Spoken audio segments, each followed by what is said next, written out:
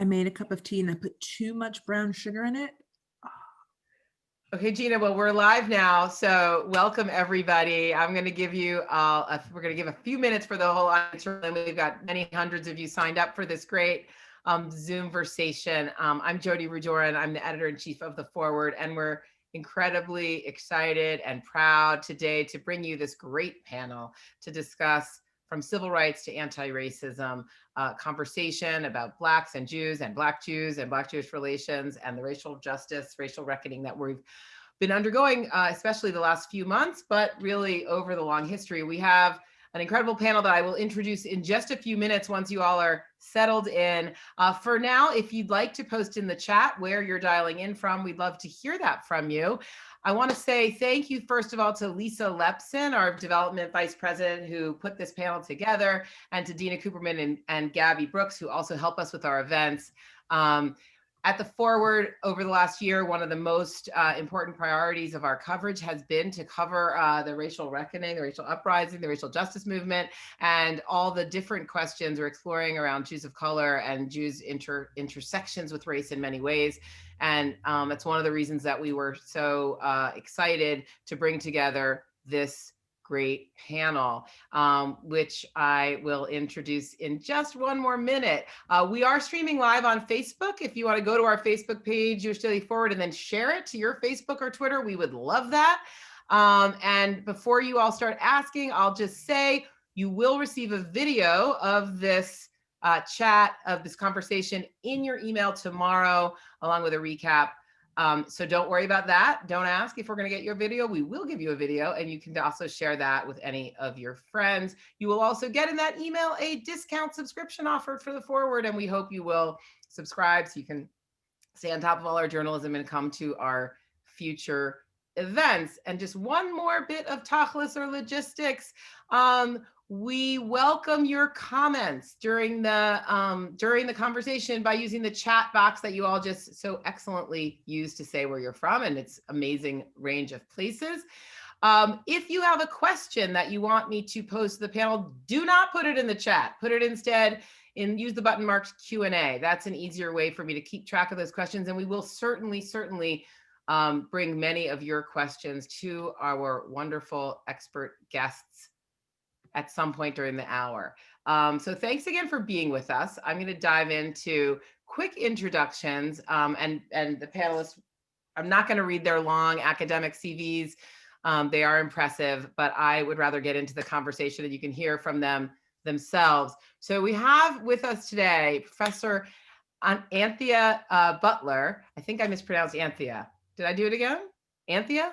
Yes, I think that's right. Anyway, Anthea is Associate Professor of Religious Studies and Africana Studies at the University of Pennsylvania. And she has a book coming out soon in March called White Evangelical Racism, The Politics of Morality in America. So welcome, Anthea. And we have also Professor Marc Dollinger. Marc teaches in the Department of Jewish Studies at San Francisco State, as you can see by the banner behind him, which is an authentic banner, not a Zoom background. He is the author of Black Power, Jewish Politics, a book that has been in high demand this year, and he has been speaking widely to Jewish groups about the intersection of the Jewish world and race. And we recently wrote about a little controversy regarding his book that we'll get into later. We also have with us Ginna Green. She is a fellow of the Kogod Research Center, as well as the Shalom Hartman Institute of North America. She sits on the boards of the Jews of Color Initiative and the Jewish Social Justice Roundtable. And Ginna is a frequent podcast guest and writer on all sorts of topics. And then finally, we have Susannah Heschel, professor at Dartmouth of Jewish Studies and resident of Newton, Massachusetts, where I grew up, which is probably the most important thing I could say about her. She writes often about the history of anti-Semitism and racism. She writes in our pages. We're very proud to publish Susannah.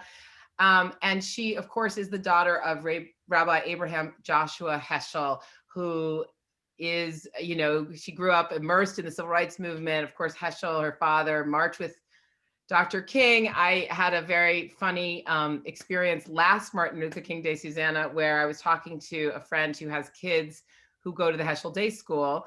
And she told me that her kids had asked her, whether kids at other schools also celebrate Martin Luther King Day, or if it's, they made such a big deal about the Heschel relationship with Martin Luther King that she thought it was a special Heschel kind of holiday, not a broad holiday their kids did. So that's our great panel. I'm gonna try to turn it over to them just as soon as possible. I wanna, because we are doing this ahead of Martin Luther King Day and with the mind towards how to mark this holiday and the passage of time, I want to ask each of you to start by reflecting on what has changed since last Martin Luther King Day in the world. It has been maybe the newsiest year, certainly in any of our lifetimes, I think, maybe in longer than that. One of the main topics of that news and of the debate has been around race.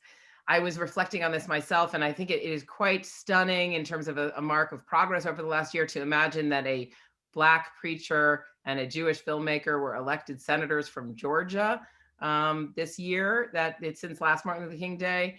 And of course, we saw last week something nobody ever would have expected or could have predicted at the Capitol. But I'm really interested in what each of you would call out as maybe one thing that is a sign of progress that you might not have anticipated a year ago on Martin Luther King Day, and maybe something that is even more troubling or a setback as you reflect back on the year. I'll start with you, Ginna. You didn't tell me you were going to start with me, Jodi. I thought you were going to go in alphabetical order. Oh my God, I can't even keep track of alphabetical order. Thanks everyone for joining us today. Thanks to the Forward for convening this conversation and having me be a part of it. I think the one thing, the difference between 2020 and 2021 that I'm really thinking about is the fact that I believe we have a deeper awareness of racial injustice and racial inequity in this country, but not yet a deeper understanding, which is to be, I mean, that makes perfect sense. It takes a long time to get the understanding. We've got greater visibility, more conversation, more dialogue, but we haven't gotten yet to changes in power, changes in who's making decisions, changes in how we approach solidarity. And so I feel like we have begun a path that I think is kind of asymptotic, right? I feel like we're going to get closer and closer and closer to racial justice, but we're not actually ever going to get there. There's always going to be space between the line and the curve. And part of, I think, what we need to do as a people, as a country, is recognize that this is a long journey. This is the beginning, and be okay with that, and be okay with the learning, and be okay with the discomfort. But that is both something that I look forward to, and that I think has been a challenge for us thus far. Thank you. Susannah? I agree with Ginna. I guess I'm not quite as optimistic as you are, but I would like to be. I would say that yes, we've had in the last year an explosion of conversation, of discussion, of books and articles, of people getting engaged in the discussion of anti-Black racism in this country, its history and its implications. So that's great. On the other hand, in some way, you know, the veil's been just torn off of this country, and what we're seeing is quite horrific. I remember the days when we would see scenes on television of what was happening, for example, in Birmingham, with the fire hoses turned by the police against demonstrators, including young people, in a nightmare, the violence on the part of the police. And then somehow it became, perhaps in the United States, a little bit embarrassing to be quite that outrageous and violent. And it kind of went underground. And now I feel in the last few years, it's back again in a big explosion all over the country. And that frightens me very much. The violence is back from the police and from fellow citizens. So what do we make of that? We have the intellectuals on the one hand, and we have a lot of street violence and police violence on the other. I'm not sure the two sides really are speaking to each other. That worries me. Anthea? I was just thinking when Susannah was saying this, you were saying that you thought that the violence just appeared. I was thinking that the violence just came above ground, that the violence has always been there. But I think this past year, what I would say two things. The bad thing is that I feel like we're actually back in Reconstruction times, right at redemption. essentially, that this is redemption. And we see white supremacists coming out into the streets to do all these kinds of things. We see police, not feeling bad about being kneeling on somebody's neck for almost 9 minutes, George Floyd. We don't feel bad about seeing a Black man being shot in Kenosha and Wisconsin in the back. These acts of violence are proliferating in the midst of this virus, right? And so the virus of racism and the virus that is coronavirus, it has both swept across the country. And I think the good thing about this, and this is a thing that I did not expect, because I, at the beginning last year, right about Martin Luther King Day, was wondering, what happens to the Black Lives Matter movement? What happens to all of this? And it has had a resurgence and a huge resurgence. And to see all these different groups of people coming into the movement and having Black Lives Matter signs in gated communities, this is like a whole nother thing. Now, a sign doesn't change anything, but I think the awareness level of people has changed. And so I'm thinking that that's a good thing. But in light of what happened last week at the Capitol, I think that this embarrassment of who we really are as a nation continues, and it hasn't stopped. Go ahead, Marc. Yeah, and following up on Anthea, I have a file on my computer I lovingly call the Rabbi Cheat Sheet. And I give all of the sort of Zoom lectures I do on Jews and race. And in the cheat sheet, I tell them sort of which member of their board is going to be most upset if I give this particular lecture, because I want to be totally clear on what I'm going to say, and I want them to be invested in it. And what has been surprising for me in a good way since last Martin Luther King Jr. Day is the demand for truth. That folks in the wake of the murder of George Floyd are hearing things on TV that are not reconciled with what they thought the history was. And they want to know, a demand was made that I actually create a new lecture called Jews and Racism since 1654. It is the #1 lecture in terms of demand. The audiences that are hearing it are ones that sort of, from my perspective, haven't heard this stuff before at all. And there's an openness and a willingness and sometimes an eagerness, a thirst to figure out what it is they didn't see. So, I mean, that's my main optimism. The pessimism, as I'm a scholar of white Jewish liberalism, and the pessimism is what's going to happen when all of our well-intentions meet systemic racism. And how will, white Jewish liberals, that's my focus, going to respond in this generation in a different way than they did even in the 60s and the 70s. I don't think we're really to that moment yet. To whatever extent I could say I'm more optimistic, based upon what I'm hearing than I was before, but I really think that's going to be the moment of courage. Let me just say, when I say the veil is torn off, I mean, there was a time, I think, when a lot of people in the North, a lot of Jews thought there's a problem with racism in the South. And then remember, Dr. King went to Cicero and we saw what was going on there. And I think now when I say the veil is torn off, we see it's white all over the country. I also agree with you, Marc. I think there's tremendous interest and hunger. I also question whether the leaders of our Jewish communities recognize it as much as the congregants and the members, secular, religious, feel that need to talk about racism. Marc, I want to drill into what you said a little bit and following up on what Susannah just asked, which is, I don't want to hear the names of which board members are going to be most on the hot seat, but I am interested in what you have found in all these lectures are the points of your presentation or the points of the history that are making your Jewish audiences most uncomfortable. What are the places where these people who are, begging for you, giving you all this demand, but then they recoil a little bit? Where are the difficult points? It's all about the changing definition of racism. I'll speak for me and for others of my generation and older. A racist supported the KKK or supported Jim Crow or was opposed to Dr. King or Rabbi Heschel. And clearly I didn't support the KKK, so I'm good. And the next generation of understanding systemic racism is something that I'm noticing is not well understood. The notion that privilege is conferred is not understood. So Jodi, to answer the question directly, they're not understanding that we are complicit in a racist system merely by existing in it, whether it's going to the hospital or getting a good education or not getting stopped by police. There's a whole lot of interest in intention. I mean good things, right? And that's great. And white Jews have been the leaders in white America in terms of progressive causes and civil rights. And combined with that is the truth that we're enjoying the privilege of the systems that are created. I'm trying to move folks to a both and proposition on this, rather than taking a confrontational adversarial view of what it is to enjoy a system of white supremacy, right? To put those words out there, when folks will sort of recoil out of fear that I'm accusing them of being a member of the KKK, which is not happening.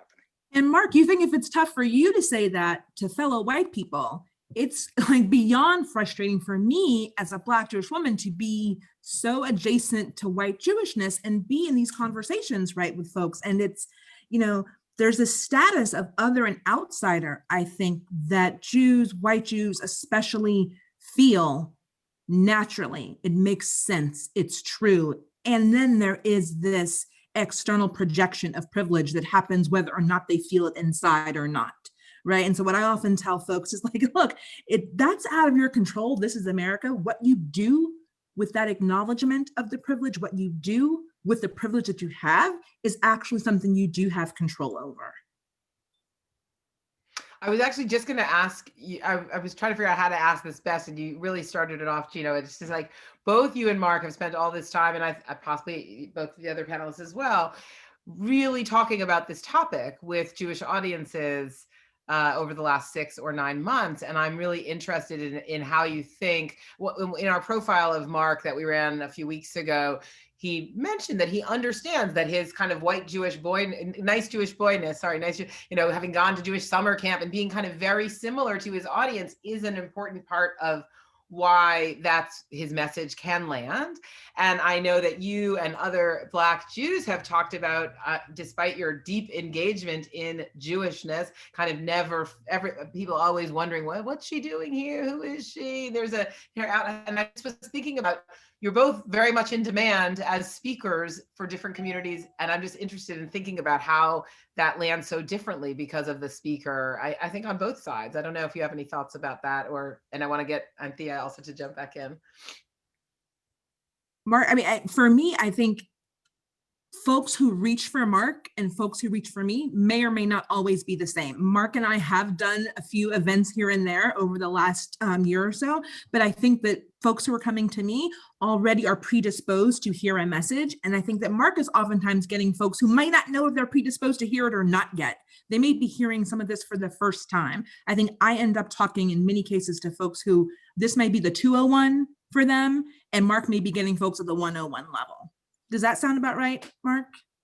Yeah, and I think that my job is really to do the preliminary work in the hope that having a white male professor whose academic field is offering me hopefully a bit of privilege so that they will take a deep breath and begin to consider and think about things. And education is one thing, consciousness is so much more challenging. So hopefully I can sort of roll it out, folks can get started with it, and then as they continue to move on their journey, start to move to new and different spaces where they'll be able to push themselves more. And I wonder, you're jumping right in. No, go ahead, ask me what you want to No, please, just go. Put it in there. I was just thinking about this. I'm starting to do all of these talks, right? I had done one 2 years ago, and then this year I did one at the Katz Center here at Penn. And what I'm finding is that people respond to me as the African-American historian who talks about the civil rights movement and says all these things that happens and ties it into today. Where I think it gets interesting for me is when I start to talk about, A, my own personal experiences with the Jewish community, and B, what I think that Jews and African-Americans have to kind of do right now.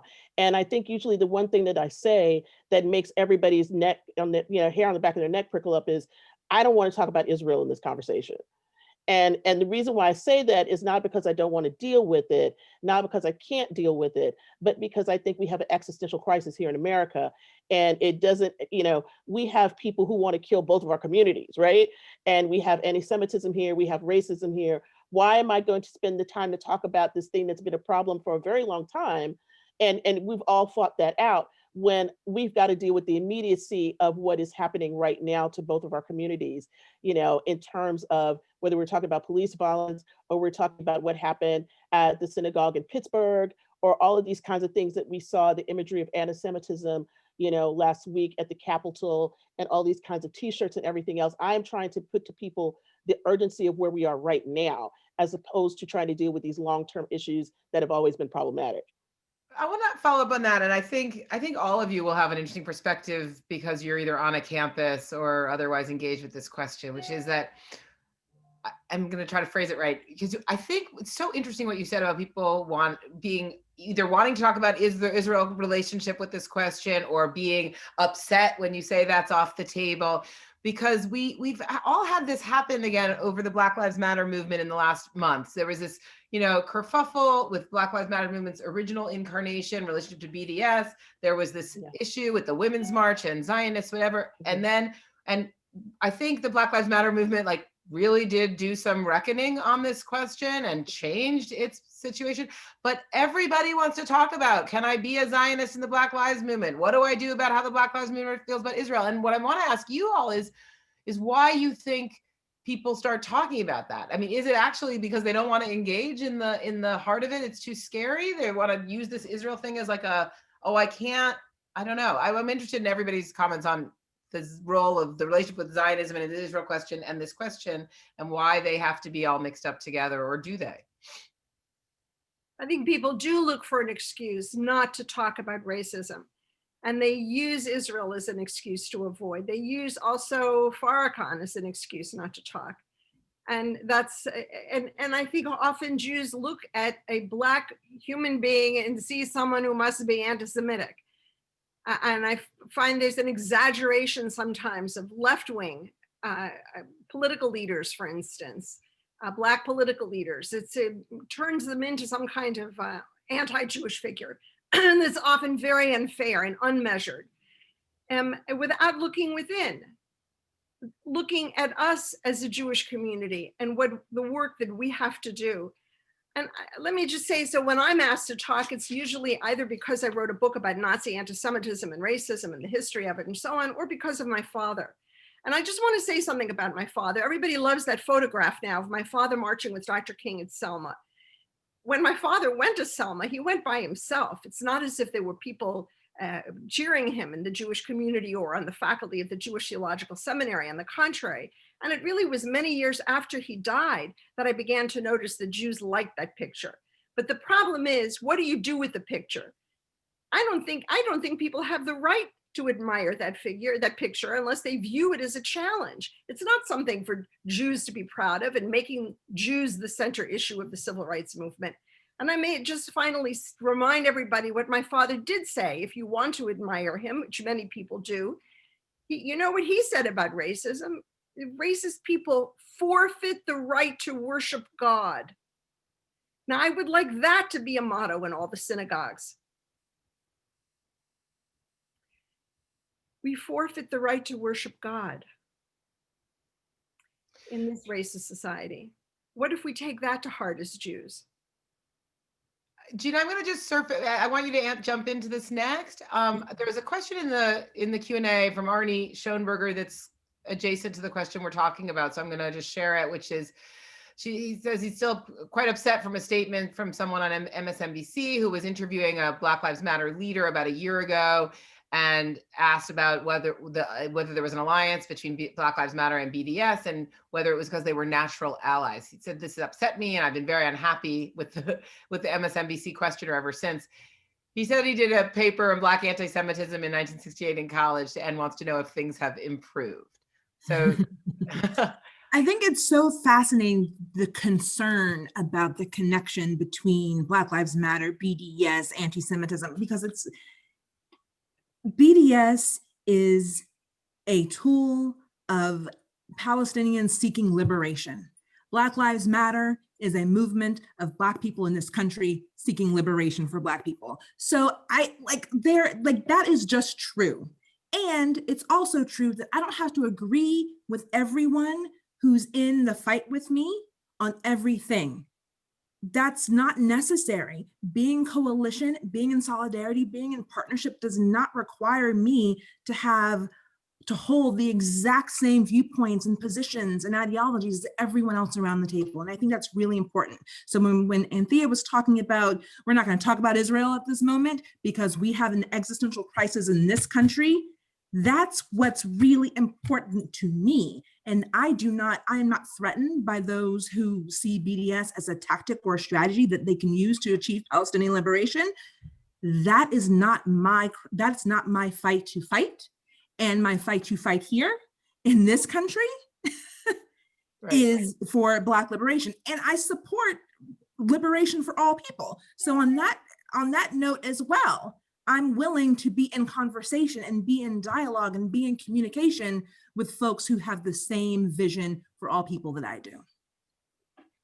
I don't even agree with my husband about everything. So never mind everybody I'm going to be in coalitions with, right? Exactly. Mark, were you about to jump in? Yeah, if I could jump in, I'll say, thank you for asking us.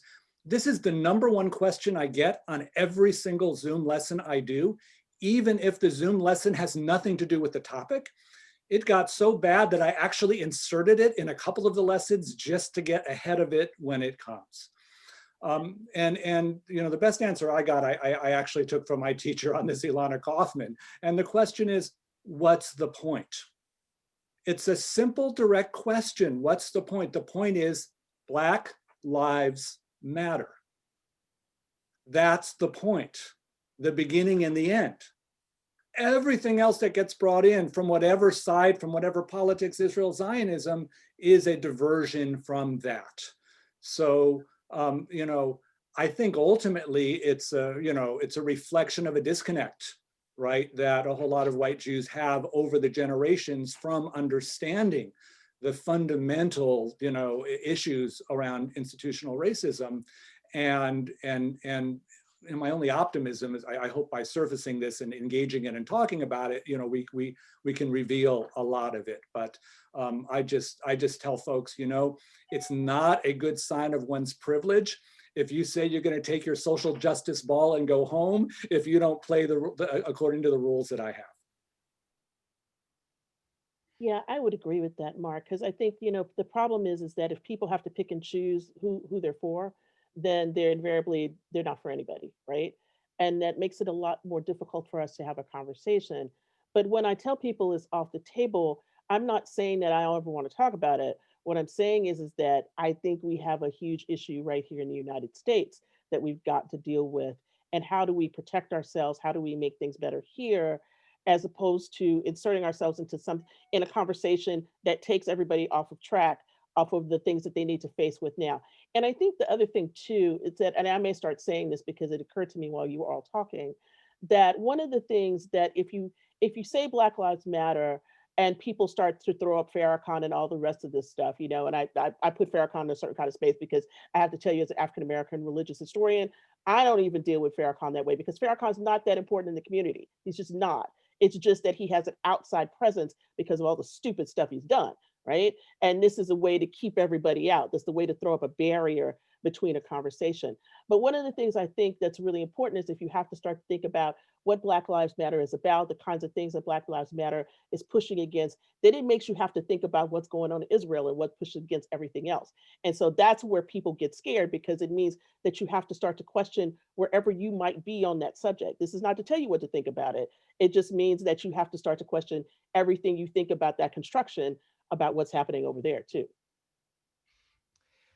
So I think I have in the chat or in the question and answer tab, which is where you should put your questions. I think I have another question that you get a lot, Mark, and maybe Susannah, maybe all of you, I don't know, it comes from Sheila Weinbach. And she says, as a Jew who married a Holocaust survivor, and my parents were immigrants that experienced pogroms, I do not feel I have white privilege. So why am I accused just because I have white skin? And I think, Sheila's of a certain generation, it sounds like, but I do think you guys, you glanced at this in your earlier comments, but I want you to get into it, right? What does it mean for people who do have white skin, for white Jews, how, how are you seeing people wrestle with this question of feeling like, no, I don't have privilege. I am in fact actually also a victim of discrimination, minority, whatever. How do you wrestle with that? I believe you get this question all the time, right? Some version of it. Yeah, sure. I'll jump in now. Both and, of course, right? Because white Jews suffer from anti-Semitism, and we have, our own internal understandings, and it's true.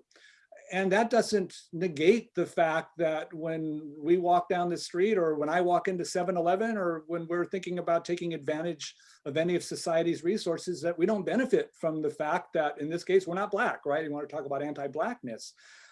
And the important part is to understand that one can be a victim of one form of discrimination while enjoying benefit at the same time against another one. And one could say it's complicated, but it really is, I think the lived experience of white Jews now. Privilege is conferred, it's not our choice. And I think at the root level is like, folks don't have to worry if they're doing a bad thing or a good thing by having the privilege, right? It's just going to exist no matter what we think. So let's just, embrace that and then move forward from there. I think I agree with you. And I think the last thing you just said about move forward, question is really, what do people do with this? They understand they have white privilege, so now what? What's the next step? And part of the worry I have is the resentment. So sometimes I'll meet Jews who say, I don't believe in Black Lives Matter, I think all lives matter. And then I tell them, look, 29 million people were killed during the Second World War, and you keep talking about the 6 million. Of course you do, and you should. And so too, Black Lives Matter means something particular. And it's the particular that I think a lot of people can't understand. But I would also say, I think we need to look at it from the other side as well. We talk about white supremacy and systemic racism. That's very important. But there's a wonderful book by a South African philosopher, Tendai Sithole, called The Black Register. And he talks about the anti-Blackness in this world. He refers to the Americana massacre, a horrible massacre that took place at the hands of police against striking miners in South Africa. It so happens I was in South Africa when that occurred. It was a terrible event. But he talks about, what does this mean? It means as if Black people are not human. They don't possess life. So you can murder them with impunity. And we see that happening all over the United States with impunity. Does that mean, is that what racism ultimately comes at? You see a Black human being and it's not a human being to you? That's how he's challenging us. And I think we need to put this also in very human terms and hope that perhaps that goes into people's hearts. It's interesting, this privilege conversation. I was recently in a 9-way conversation with, everyone was Jewish, and I was in it with another Black Jewish person. He's a trans man, a veteran, a leader, and he was talking about the privilege that he holds as a veteran amongst all of these white Jews. And they're all like, whoa. And I'm thinking, if he can say and acknowledge that a privilege has been conferred upon him in this country with the roles and identities that he has, then of course, our fellow white Jews should be able to recognize similar. Really well put. My friend Esther Block in Chicago asks a question that I'm leaning on the questions because they're so good, but also Esther's a very close friend. She says, there is a long history of the Jewish community and the Black community uniting for justice and equity. Many of you have either been part of that or studied it a lot. Why do you think the Jewish community has not been more outspoken and active, specifically since the murder of George Floyd? And I suppose one possible answer could be that you actually think it has been outspoken, but I think both Anthea and Marc have scholarly perspectives on this question, right? So you want to start, Anthea? Yeah, I wouldn't say that they haven't been. I would just say that you haven't seen it in the ways that you normally know how to look for it. So I was just thinking about the T-shirt that I got from somebody that said, it Black Lives Matter in Hebrew, right? And so there've been a lot of groups that have been doing, Jewish groups that have been doing work with Black Lives Matter, but you don't see it in the ways that you would normally see it, because that's not what the news is focusing on, right? So when there's a march or something, nobody sees it. Somebody, goes out from a couple of synagogues and marches. Here in Philadelphia, we've had, people who have been involved. I think the misnomer is about that involvement is that what compromises the Jewish community for you? Right. And so that's a bigger question to ask. It's like, is the Jewish community, a synagogue? Is it Jews that are, identifying but not, a part of a community, a religious community? Are you expecting this to be, we know the Orthodox are not going to do this in a certain kind of way anyway. I mean, what are you expecting to be that particular kind of, partnership, right? And so I think, I want to just talk briefly about Warnock and Ossoff, because I think that was an interesting place for us to see it like risen up like the old days, right? That in a certain kind of way. And what happened with that was that both men got attacks based on who they were, these sort of racialized attacks. So when, Purdue put out that picture of Ossoff with the larger nose, the kinds of things that Warnock was talked about being radical in the Black church and all this stuff.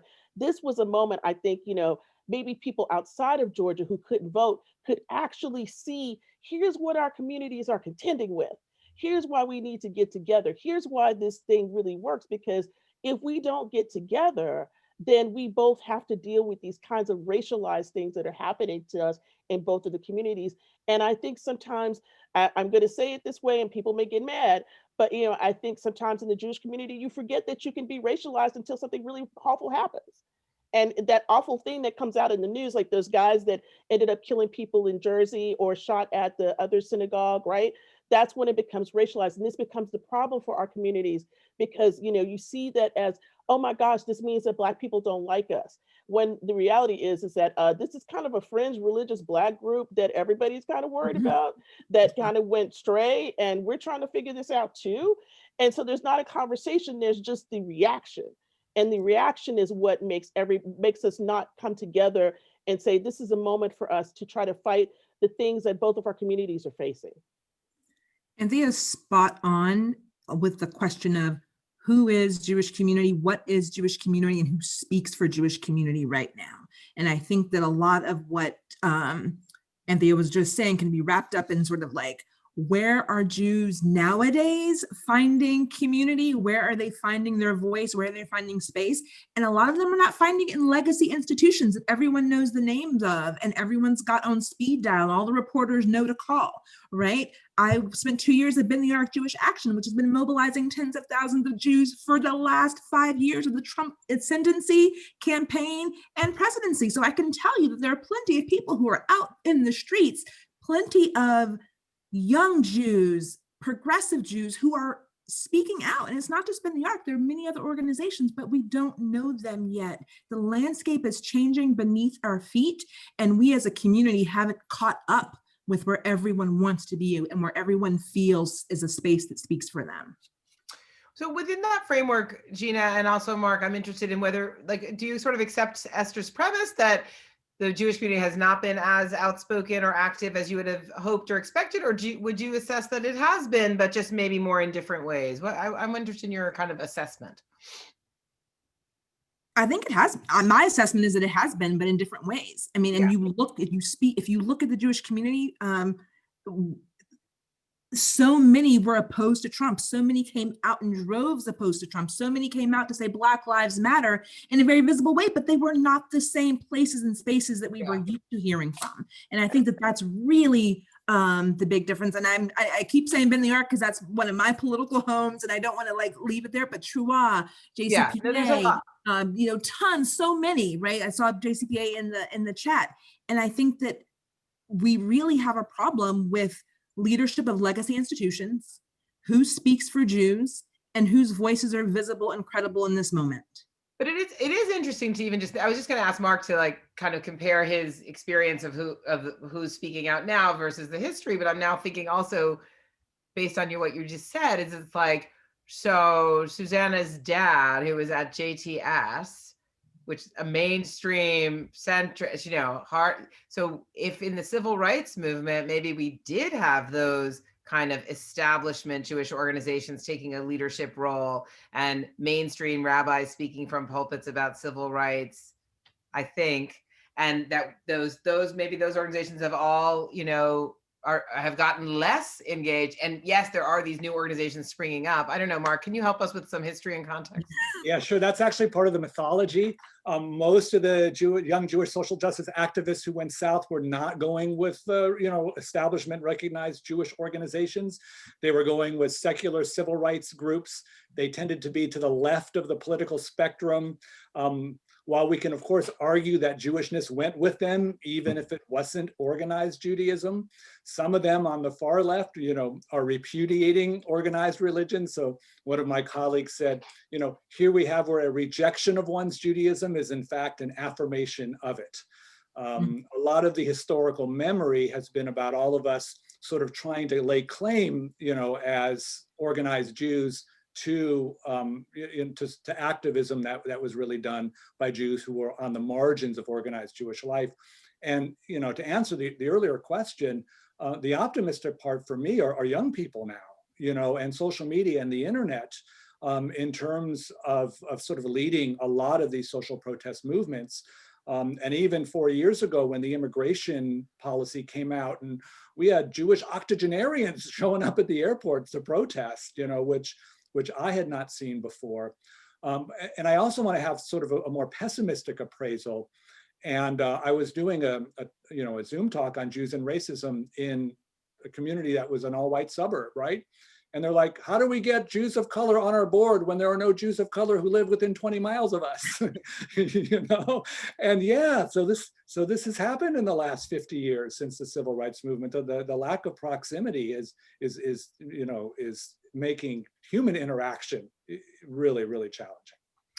Susannah, there's a lot. I want to get back to the Jews of color issue specifically, but first I'm going to go to Susannah on this question about the Jewish organizations. There's a lot of comments going on in the chat about, yes, there have been, no, there haven't been statements. I think that ADL is the only mainstream sort of big organization that's had a strong Trump should go statement, but that's the kind of most recent iteration of this. There are, of course, was the whole question of what groups would sign on to the Black Lives Matter movement or sign on to a commitment about diversifying their boards and staffs. That was something that went around a few months ago. But I know, Susannah, you've been watching very closely some of the statements about last week's activities at the Capitol and have been somewhat dismayed at the language or focus of them. So, first I want to say I agree with what's been said about the new Jewish organizations that are doing fantastic work. What worries me is some of the more conventional ones have an enormous amount of money behind them. And that worries me. Where the money is, there's a lot of power. So Trua, and then there's ADL. It's, okay.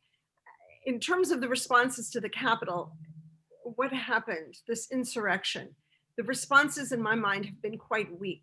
But I'll give you an example. There was a very fine essay published by Rabbi Ezra Schwartz. He's the Rosh Yeshiva of the Rabbinical School at Yeshiva University, and it appeared in the YU Observer. And it wasn't what I would have written, but it was very dignified and very sensitive, and I appreciated it. And then I went to the bottom of the page, and I saw the most horrible, nasty comments directed against him.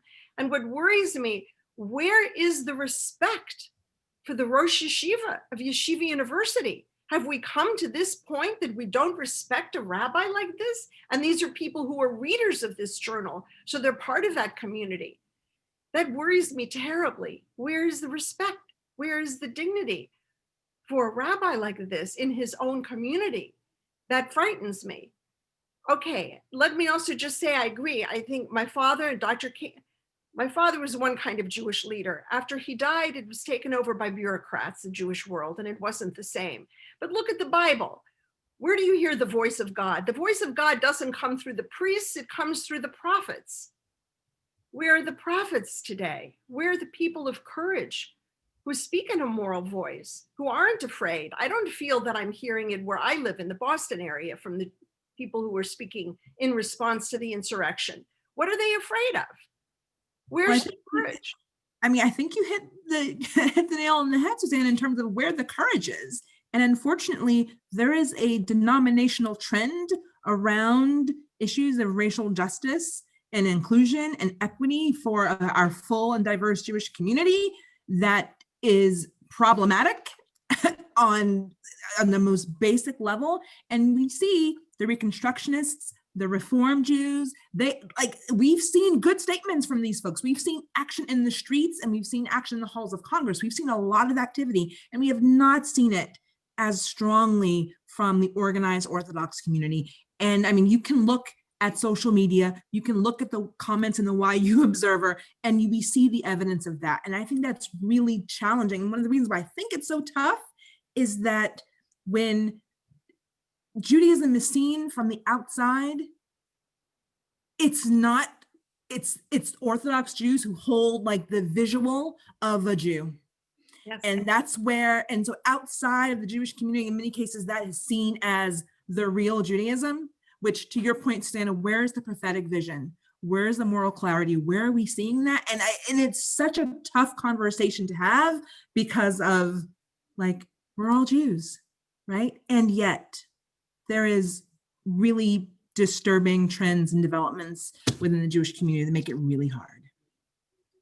So just a note to the audience, I'm loving all of your chat comments and also all of your questions. We usually have a problem where people are putting questions into the chat. Now we're having a little bit of an issue where I'm seeing a lot of comments in the Q&A. So if you've posted what's really a comment in the Q&A, feel free to go in there, copy it, repost it in the chat, because otherwise I don't think people will see it. Although maybe everyone can see it, I don't know. We've had a couple of people ask, they said that we're being too vague. This conversation is vague. They want to take it down 1,000. They want some practical, concrete, what do we do? I had earlier, there was one that just said, what should progressive Jews do to make things better? Now, Jay Schmidt, I'm going to read his question.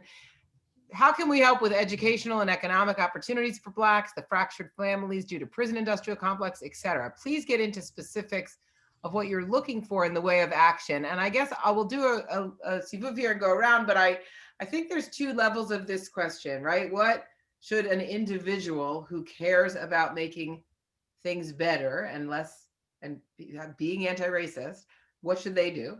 And what do we think that we need our communal organizations and leadership to do? You don't have to answer both of them. You can answer either one. But who wants to start?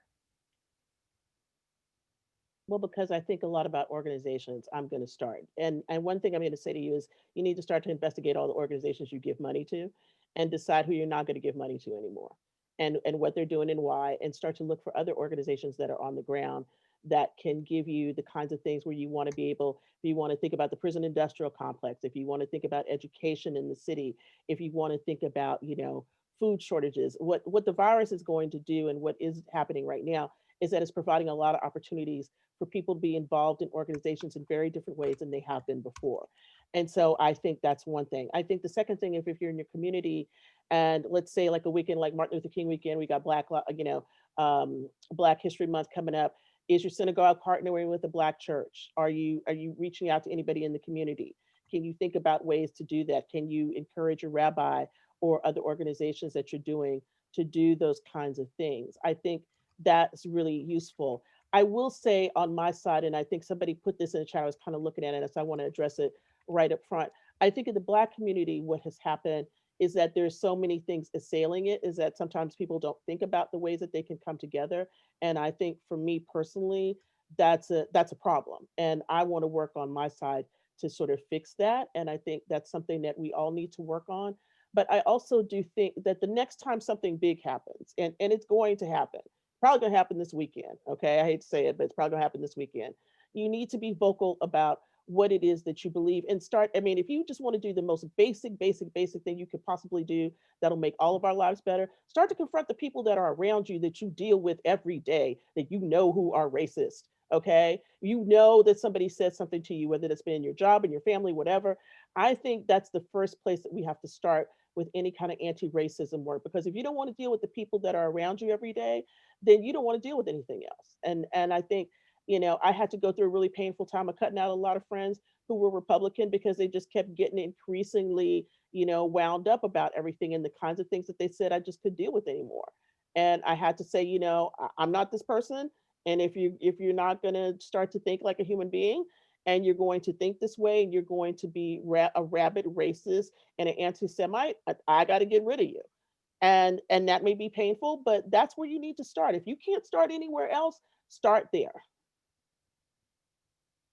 I'm gonna follow Anthea's follow her money point and be like, and also as organizations, so individuals, but many people in this crowd are also on the boards of these institutions and these synagogues and these community organizations who are trying to bring on Jews of color onto a board when they can't find one for 20 miles.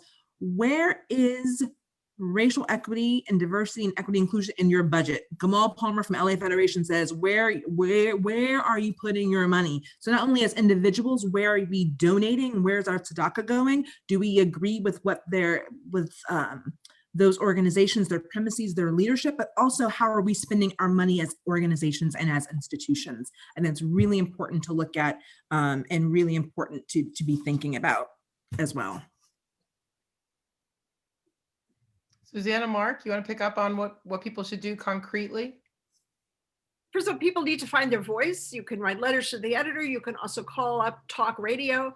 And yes, I agree with all the other suggestions been made. There are a lot of books to read and things then, ideas to formulate in your own words. And I remember when John Paul II was Pope, whenever a bishop would come to visit from some part of the world, he would say to them, now, what are you doing for Christian-Jewish relations?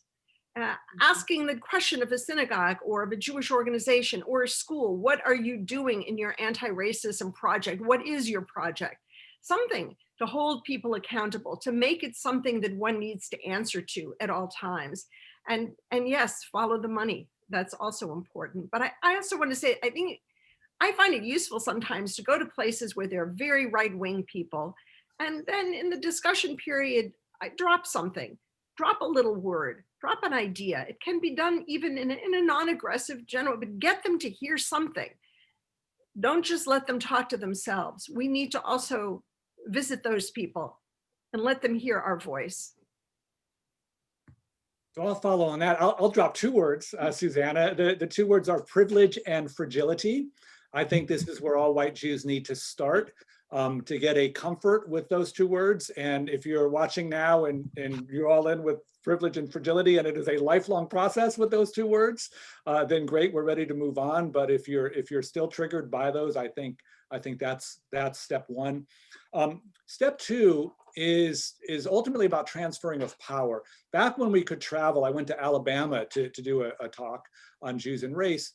And a Black businessman, non-Jewish, came up to me afterwards and he said, do you want to know how we can help Black-Jewish relations in the future? And I said, I certainly would. And he said, I need capital. He said, I don't have access to the banks. You know, American Jews have done very well in several generations in being able to be successful in business and get access to capital. How about we do some joint projects in business where we can leverage the ability of white Jews to get in with banks and then redevelop Black neighborhoods, and everyone's going to win. So that's literally one idea he had. But what I've done in the talks is universalize that to say to folks, whatever your professional field is, whatever your own interest is, go to the organizations that govern it and see what work they're already doing or what work they need to do. Because if you're passionate about whatever you're spending your life doing, that's a good place to start. And Can I just lift up Marc's piece about the power for a minute and the access and like this notion, like I really think it's important. I think about we all, especially people who come from marginalized or minority communities, there's a scarcity mindset that I think it really sort of lives within us, that we all have to hold on to what we've got super tightly. And I think liberation doesn't work that way. Liberation is the opposite of a scarcity mindset. And I think that we should think about making the pie bigger so that we all have some slices and we all have a bigger slice. And that's exactly what I think Marc was saying, that you know, the guy down in Alabama was making possible, right? And really putting out there, like, how do we share the resources that then actually do become that sort of rising tide that lifts all boats? When we come together, that's possible. And I think that we don't get to that point until we continue having some of these conversations, until we read some of these books and get some of that initial foundational learning that lets us do those bigger and better things together. Making the pie bigger feels like a very Jewish mother solution, Ginna. I like it. Although we did publish a story recently about why Jews don't like pie. But anyway, I love that idea of bigger slices. We are about 5 minutes from the end. So I want to first of all pause to just thank the audience for such an amazing, robust exchange, and thank the panelists, all four of you, just such brilliant insights and so much wisdom here. I want to close with a question that's kind of similar to what I started with. So I'm just imagining us coming back together. I hope we can sign you up now. Everybody, all of us on this call, come back together on Martin Luther King Day 2022. And I want you to tell us what you either hope or think we'll have changed by then. Maybe, and you can just talk about one thing you're hoping or really believe will be different or will have happened. And whether that's something you're, hoping to hear from Joe Biden next week in his inauguration speech that sets a different tone than we've had, or whether it's something in your own community or something you want to work on. I don't know, anything, but just imagine we're in 2022 and share one thing that you think might have or you hope will have happened. We'll start with Marc and go Marc, Susannah, Anthea, and Ginna. That's not alphabetical. Thank you for having me here. I'm honored, of course. I'm learning a lot about the concept of white spaces, specifically around allocation of power and Jewish community boards. And that is the rush of well-intentioned white Jewish liberals like myself to, let's say, bring Jews of color onto a board, to make it look right, without addressing the organization and community-wide systemic issue that the space is still white. And really what we need to be doing in our organizations and beyond our organizations is create diverse space. And to create new diverse spaces is, in a certain sense, it's revolutionary, and it's very new for a whole lot of folks. And I'm hopeful that a year from now, we will be more humble and more reflective when we understand how big and deep and long the process is, and that we're working towards it. Well, I'm cautiously optimistic about President Biden and Vice President Kamala Harris. I think one of the greatest, most powerful, and most devastating tools of racism is government spending, how the government spends its money. I hope very much that we'll see something quite different starting next week. This is a terrible time for people in this country and around the world, and that's a crucial issue. I want to see that also addressed more than anything in the health system, which is just collapsing all around us. But I also want to say that with all of the problems that we're facing and the brokenness of this country, it really desperately needs repair.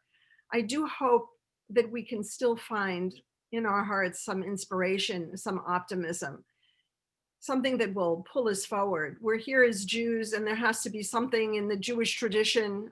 I have to find something that will keep me going, that will inspire me and inspire the next generation, my kids, my students. What is that? And that to me is the prophetic spirit. It is the spirit of the civil rights movement. I think it was an ecumenical movement and not only a political movement that brought us together. And I hope we can take that spirit and go forward with it. Thank you. Thanks for organizing this. It was a great discussion. Great to be part of it. Thank you for having me too. I really enjoyed it. I would have rather been listening instead of me talking, but I also think that it's important to be here. I think the thing that I want to say that I think is going to see, it's going to sound like something very strange, but I think that the moment last week at the Capitol was the beginning of rooting out this white supremacist kind of network in this country, that if we can pull the spine out of the back of this by Trump being gone, and by that I mean, he has been the person who has mobilized it and everything else. And if we start to really work on this, then that's going to help both of our communities, the African-American community and the Jewish community, because we both suffer from this thing that is happening right now when we're talking about militias or lone wolves, whatever a lone wolf that is, because it's not really a lone wolf. It's all the media and everybody else who's put things into that person's head, right, about what they've seen. And so what I hope is that the beginning of, it will never go away, but I hope that a lot of it collapses this year. And that what we can talk about this time next year is that because of other kinds of factors like the virus and everything else, that people have had to leave behind some of this, or that they're going to be prosecuted for some of it, quite frankly, because that's what we're going to see right now. And as a subset of that, this will start to change law enforcement, because law enforcement is, has been found to be culpable in the midst of this. We had, policemen and firemen and all these other kinds of people showing up at the Capitol last week. And I think that's a real problem for all of our communities again, because we've got people who have, racist and anti-Semitic kinds of ideas, and they're the people who are supposed to be shoring up our country. And we need that gone. We need that gone in our government, definitely. I think in a year from now, I want to see boldness. I want to see bold in two ways. I want to see rabbis who have been reluctant to speak out for the last 5 years, who saw a line last week be crossed. We saw it crossed with white supremacists, white nationalist insurrectionists, right? That's your line. Unfortunately, that's not going to be the last time we see violence like that. We've seen it over the years. We're going to unfortunately see it again. And I would love to see rabbis who haven't been speaking out again, speaking out more, speaking out vocally, speaking out boldly. And I want to see Joe Biden go bold too. He's got a lot of tools in his toolbox now. He's got a Congress, he's got a Senate, he's got an executive order pen, and he can do a lot of things quickly, even without Congress. So I want to see some bold action on COVID, on climate, on racial justice, as quickly as we can. Well, thank you all. Thank you for so much wisdom, so many great teachings and things to think about. And I want to thank the audience again. I want to also thank Lisa Lepson, my partner in putting this together, and Dina and Gabby, who supported us. And let everyone know, you will get all this information in your email along with the video, but we do have a bunch of really interesting upcoming events. On Tuesday, we'll be resuming our series of conversations with the Forward 50. And on February 4th, we have a sort of the natural next conversation from this one on white supremacy and far right extremism. We have experts from the ADL, the Southern Poverty Law Center, and Integrity First, who will be joining us, along with our own Molly Boygan, who has been covering disinformation and extremism for the last several months around the campaign. And you can always, we have an events newsletter on Sundays, and it's always on our website as well. So thank you all really for joining us. Oh, on Monday, on Martin Luther King Day, just so you know, the Forward is going to republish a bunch of stories that we have published around racial issues, Blacks and Jews, and other issues around race. Rather than publishing anything new, we're just going to resurface and focus on that coverage. So I hope you will visit our site on Monday and share those stories with your networks along with the video of this talk. So thanks again for being with us. It's not too early to say Shabbat Shalom, I hope, and have a great weekend and a meaningful Martin Luther King Day. Thanks again to Susannah Heschel, Marc Dollinger, Anthea Butler, and Ginna Green. Take care. I'm Jodi Rudoren from The Forward.